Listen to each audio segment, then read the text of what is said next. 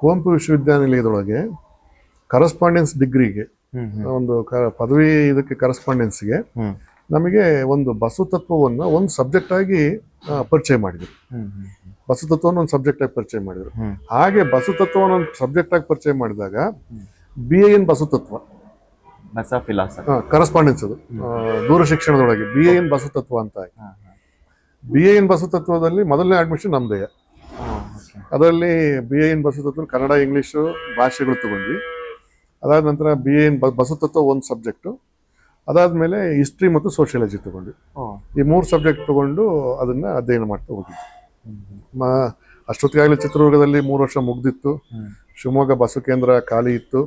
ಅಲ್ಲಿ ಒಬ್ರು ಸ್ವಾಮಿಗಳು ಬೇಕು ಅನ್ನೋ ಅಪೇಕ್ಷೆ. ಚಿತ್ರದುರ್ಗ ಅಂದ್ರೆ ಮುರುಘರಾಜೇಂದ್ರ ಮಠ, ಅಲ್ಲಿ ಬಸವತತ್ವ ಮಹಾವಿದ್ಯಾಲಯ ಅಲ್ಲಿ ಮುಗಿದಿತ್ತು. ಆಮೇಲೆ ಶಿವಮೊಗ್ಗಕ್ಕೆ ಬರಬೇಕಾದಂತ ಒಂದು ಸಂದರ್ಭ ಬಂತು.